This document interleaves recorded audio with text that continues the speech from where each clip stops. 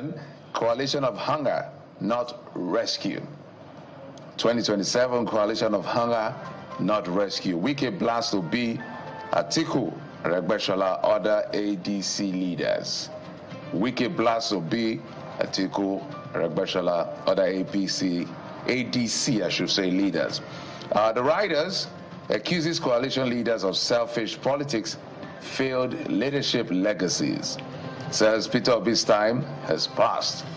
Labour Party coalition with ADC, not anti-party, according to Obi. So this is a fallout of two things, guys. What happened yesterday, I think, at the church service, as well as the interview he granted our sister program on Friday in his right of reply to Rotimi Amaechi and all of this. So for me, I call all of this talk political hot air, and it's allowed. If the tables were to be turned, this is the same thing the people in the ADC coalition will be saying about Bola Tinubu and the rest of them. That they can't solve no problem. In fact, by now they were saying Bola Tinubu is an imperialist, he's state captured. That would have been the other narrative. So now the tables have turned. So we know who accuses what for. But as a Nigerian, as a journalist, we want to begin to see ideas fly in the room. It's within these people's rights to call. In fact, as I'm sure as all of us are here, we can't wait for a viable opposition, because we've been at the vanguard of opposition in the sense of being critical of government. But that's our job. We're supposed to be the third layer in terms of looking at critical activities of government. The opposition first from the National Assembly, and then a political party, and then we should have civil society organization. The media plays a role of putting everybody on the table so that the audience can make an objective position. But right now we don't even know what's the position of the PDP. We don't even know where Labour Party is in terms of all of this struggle. We can go on and on and on and on. I'm talking about the big parties now, because we have about 19 political parties. So this seems like a semblance, guys, of what it should be an opposition. Whether they failed or they succeeded, we're going to now probe their personal lives and their personal contribution. So Wike is blasting them. But what I remember with this is, I'm not quite comfortable with the issue of politicians amassing wealth without being able to explain it. I remember Shenwu did ask Rotimi Amaechi how he made money. Let me just paraphrase it. There was nothing really of substance that I heard, besides the fact that his wife is a trader, she's an industrialist. So Shona asked him, is she the one running, funding the home in that sense? And I don't want to go into that detail, but something fundamental to say, the money you have now, how did you make it? Because almost all your life you've been in politics. And when it got to Nyesom Wike's turn, it was almost the same thing, and literally almost worse. At some point, they say you are rich, you have a lot of money, you are corrupt. How did you make all of this money? He said, well, when he was a student, he drove Mercedes-Benz. Sir, that is not the answer to the question. How did you something about his father being a manager? Yes, that's on one hand. And then I said his father was a general manager of many companies. Well, some people have disputed that. Well, by the end of the day, that doesn't explain the kind of wealth you have right now. That's why they talk about wealth to that enterprise. Is this one of it? Even President Bola Tinubu was asked that question during the campaign. It was also an issue. I think the explanation he gave was the fact that he worked with an oil company, and then he's on some real estate or some shares and his stocks and all of that. But compared all of that you did to the kind of money you have now, it leaves much to be desired as to the ability of politicians in this generation to explain how they made their money. And it's something those of us who are journalists who have to probe. We can't let go. Because if we say we should bring out all of the monies these gentlemen have, you'll be shocked, their net worth. Some hidden, some somewhere, and all of that. Yes, a lot of them. So there's no crime in making money. Just explain to us how you made your money. So with all of the people I've listed so far, I do not think any of them gave us a satisfactory answer as to how they make their money. So that should be a premise to question their leadership as well. And Jeffrey, everyone has a responsibility to play where the demand for accountability is concerned.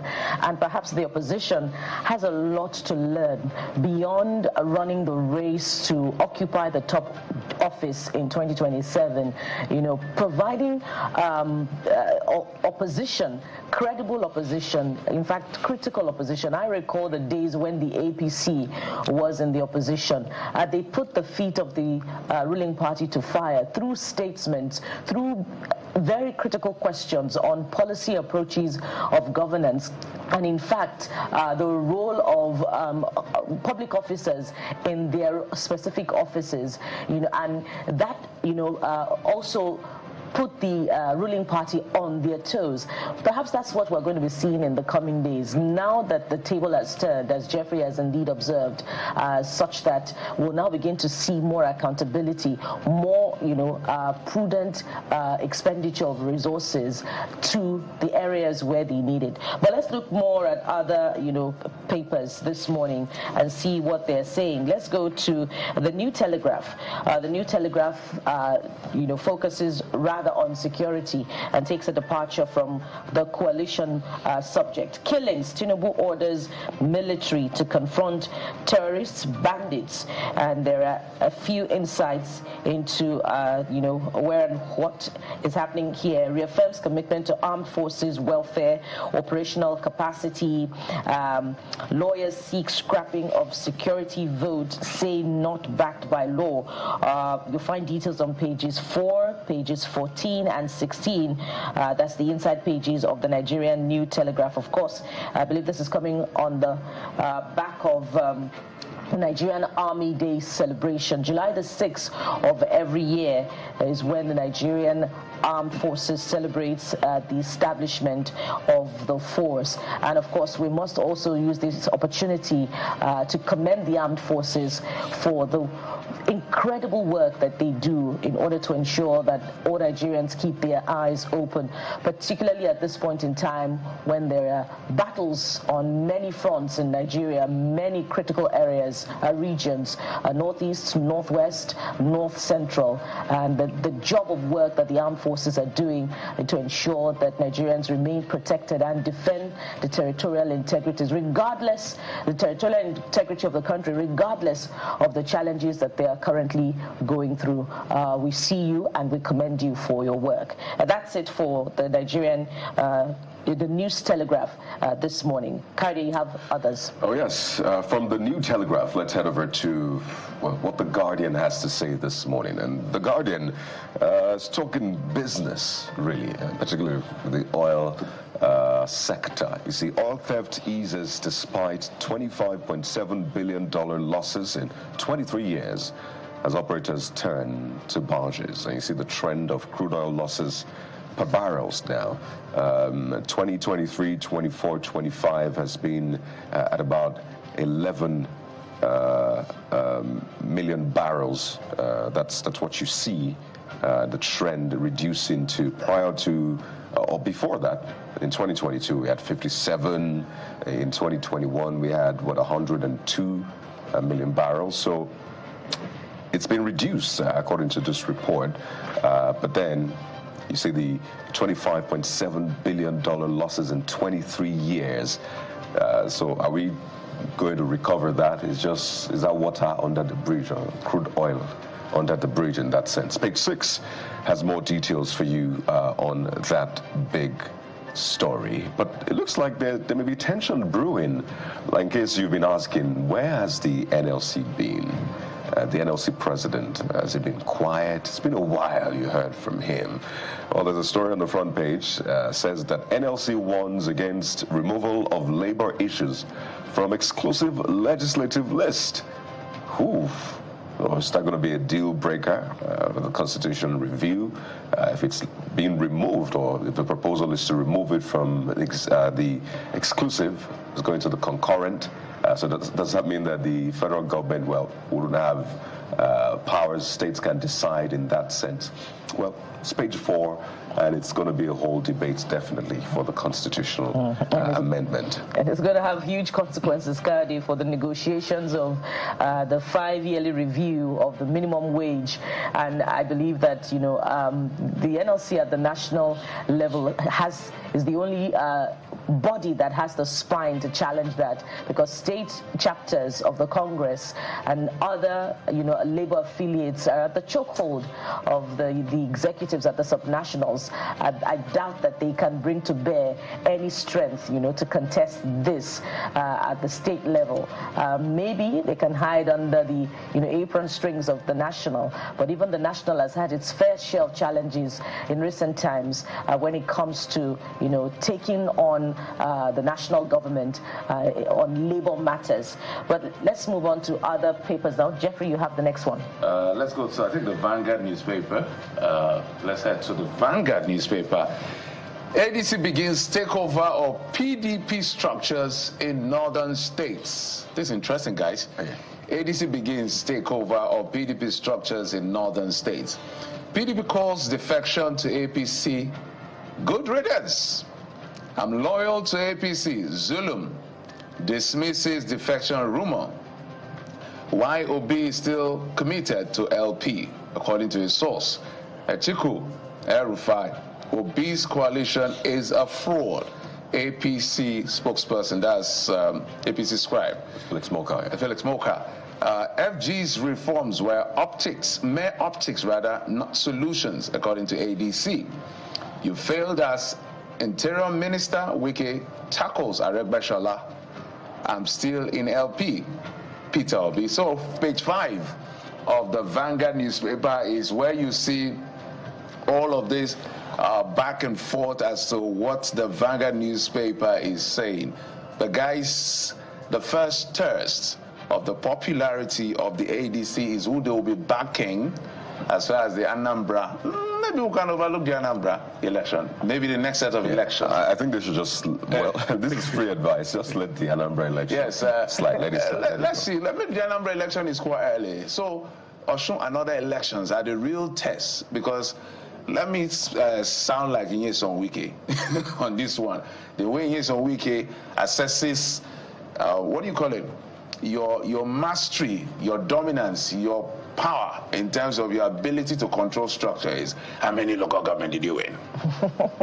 Did you win your states? Such things. So, but what I'm trying to say in essence is, if you say you are influential, and there's a point in that when it comes to politics, how many of the local government were you able to influence in terms of victory? How many houses of assembly were you able to influence? Which governor were you able to, quote and unquote, install? Let me use a non-democratic word in that sense. So the next elections in maybe next year will be the first test as to whether or not this ADC rather, and this is a bit confusing, APC, they are quite close. Okay, it's going to be the first test as to how powerful, how influential, what they can bring to the table ahead of the 2027 presidential election. Because trust me, if they don't do well in those off-cycle elections, Wike will take them to the cleaners. I can guarantee them that for free. So if you want more on the pages of the Vanguard newspaper, page 5 is how you find out where everybody's throwing jabs of every other person, APC at ADC, ADC at APC. At least there's a lot to talk about, but let's get to the issue of substance. That's what I'm looking for, guys. And the last, but not the last on the newspaper review segment would be This Nigeria newspaper. This Nigeria leads with something entirely different. Where is the missing 6 trillion naira in NDDC audit report? SERAP asks TINUBU to prosecute officials, persons involved in alleged sleaze. And don't forget also, over the weekend, during the back and forth between, the former governors of River State, Rotimi Amaechi, and his successor in that line, Nyesom Wike. Mr. Nyesom Wike had challenged, Mr. President, had asked Mr. President to release the NDDC report, accusing his predecessor in office of using his spouse, to siphon funds sort of for the training of women in NDDC to the tune of 5 billion naira. 4 billion. 4 billion naira monthly per month, amounting to about 48 billion naira by his calculation over a period. And so we haven't had former minister and former governor of River State, Amaechi, respond to that. Of course, when he does, it's bound to be, an interesting exchange of words between both politicians from River State in the coming days. But Serap is asking more critical questions, and that is even more important than the accusations flying between the two political henchmen from Rivers. Critical questions of accountability that past administrations have failed to probe about, series of abandoned projects dotting the, entire NDDC landscape in the last, decades of the establishment of the NDDC. So those are more critical questions. Who are the contractors that handle those projects? What's going to happen to some of the projects that remain abandoned, that haven't been executed? Where money's disbursed, especially. So questions of accountability as far as NDDC is concerned. Indeed. We have just one more for you, actually. The Abuja Inquirer. Let's take a look at what the Abuja Inquirer has to say about the nation's capital. You see, Wike steps up attack against Mark, Amaechi, Obi, others, says they're after their stomach, not Nigerian. So it's something you see across all the front pages this morning. But I must mention that story in red. No respite for pupils in FCT. So we're still keeping our eyes on that story. It's a disaster, really, in the education sector there, particularly at that foundational level. So we're not closing the chapter on that, and we hope that it's resolved this week. That's very sad.